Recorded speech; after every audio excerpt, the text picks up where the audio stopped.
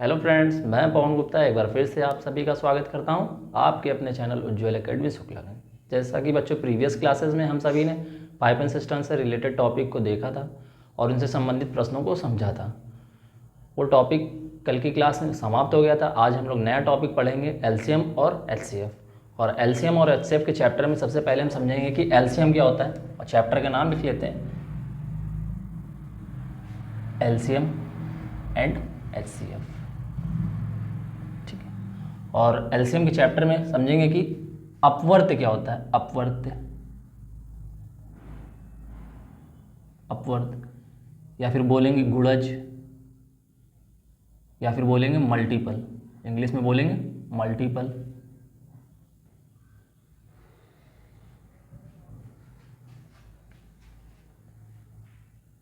वे संख्याएं, डेफिनेशन देखते हैं, वे संख्याएं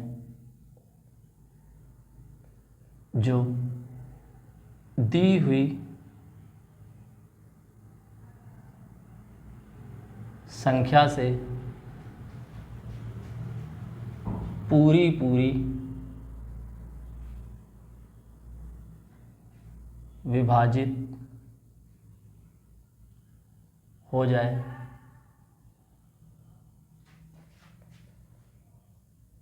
अपवर्त्य या गुणज कहलाती है।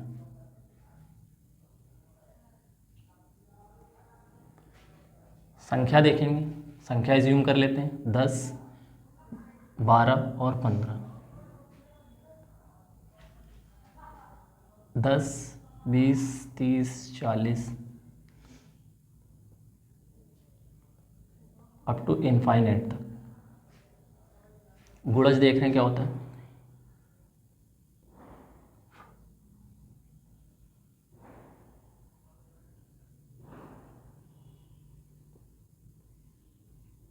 अप टू इनफाइनाइट तक।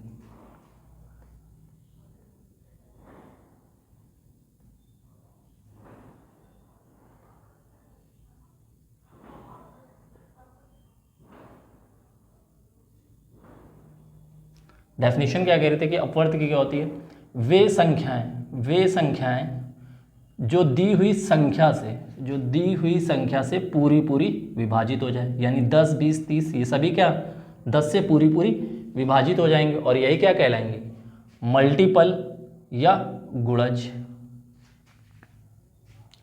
आगे समझेंगे, कुछ पॉइंट्स हैं उनको नोट डाउन करेंगे। दी हुई संख्या का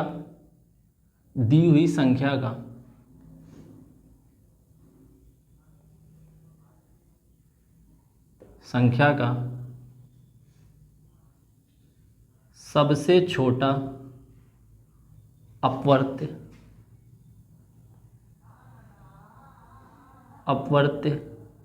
संख्या स्वयं होगी। दी हुई संख्या का सबसे छोटा अपवर्त्य संख्या स्वयं होगी।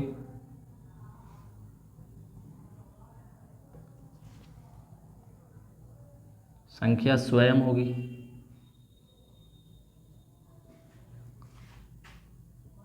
दी हुई संख्या का सबसे छोटा अपवर्त्य संख्या स्वयं होगी और सबसे बड़ा अपवर्त्य दी हुई संख्या का सबसे बड़ा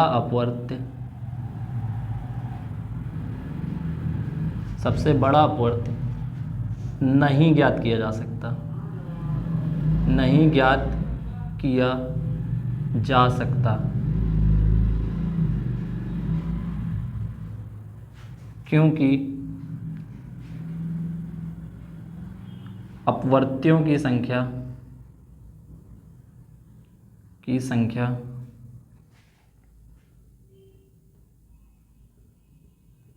अनंत होती है।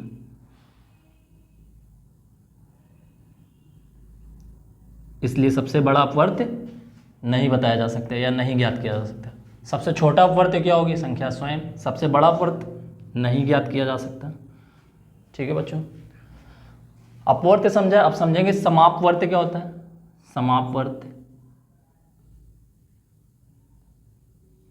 समापवर्त्य क्या होता है समझेंगे। दी हुई संख्याओं के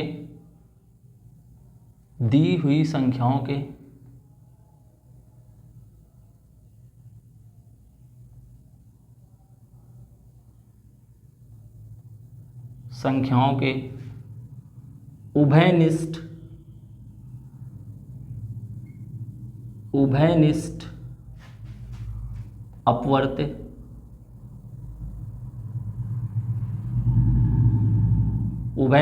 मतलब कॉमन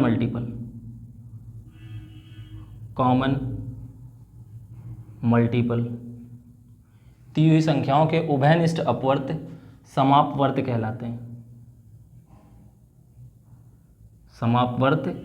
कहलाते हैं। दी हुई संख्याएं कौन कौन सी? 10, 12 और 15।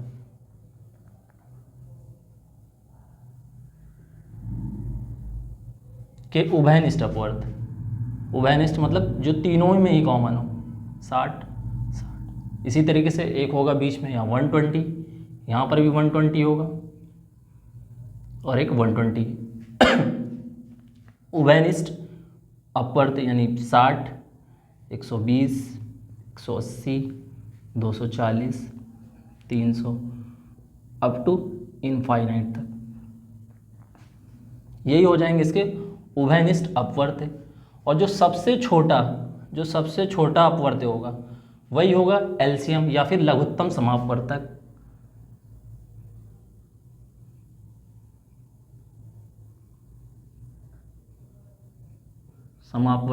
या फिर इंग्लिश में बोलेंगे लीस्ट कॉमन मल्टीपल,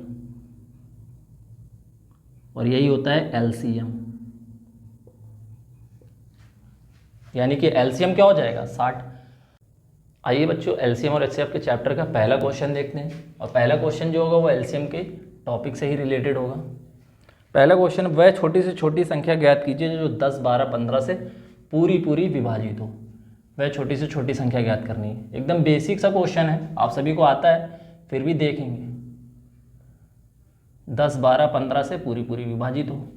एलसीएम निकालने का तरीका सभी को पता है, फिर भी एक बार देखते हैं।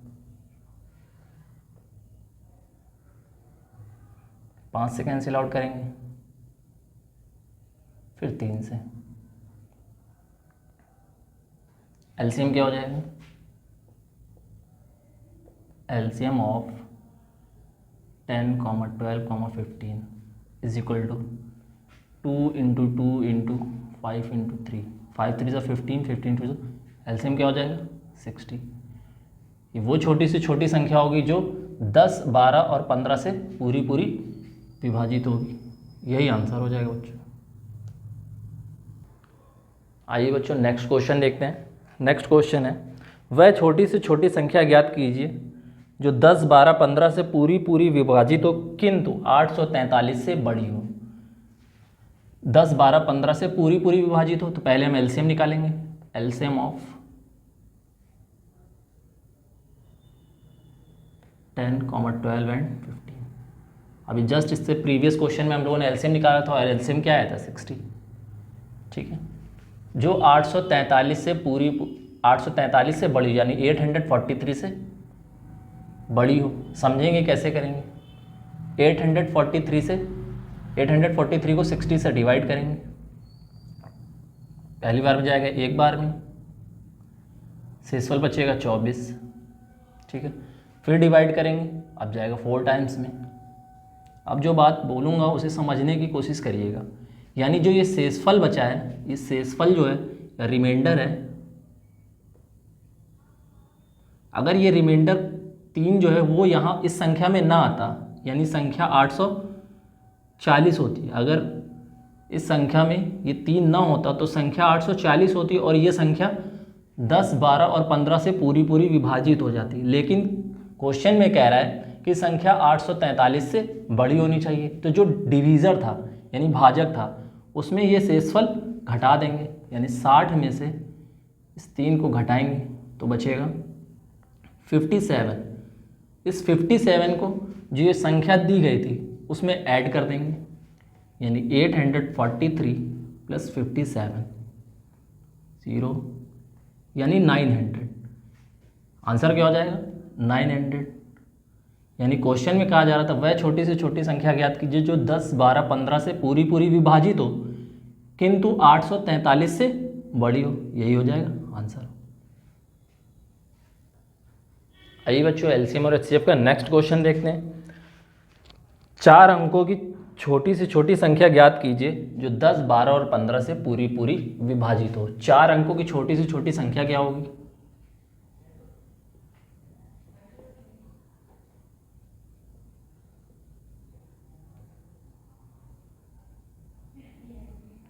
छोटी संख्या होती क्या है? 1000। और इसी को कह रहा है कि 10, 12, 15 से पूरी पूरी विभाजित हो। ठीक है, अभी इससे प्रीवियस क्वेश्चन में एलसीएम निकाल के आए थे 10, 12, 15 का।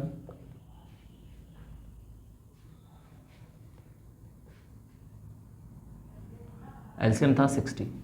इससे ठीक पहले का जो क्वेश्चन था सिमिलर पूरा का पूरा वैसे ही, बस यहाँ बोल दिया गया 4 अंकों की छोटी से छोटी संख्या। वहाँ पर बोला गया था कि 843 से बड़ी होनी चाहिए। ऑब्वियस सी बात है कि ये जो 1000 है वो 60 से विभाजित नहीं है, 60 से विभाजित नहीं है, तो मतलब कि इससे थोड़ी सी बड़ी होनी संख्या, इससे थोड़ी बड़ी होनी चाहिए संख्या। यानी ठीक इससे पहले वाला क्वेश्चन है। फिर वही प्रोसेस रिपीट करेंगे, 1000 को 60 से डिवाइड करेंगे,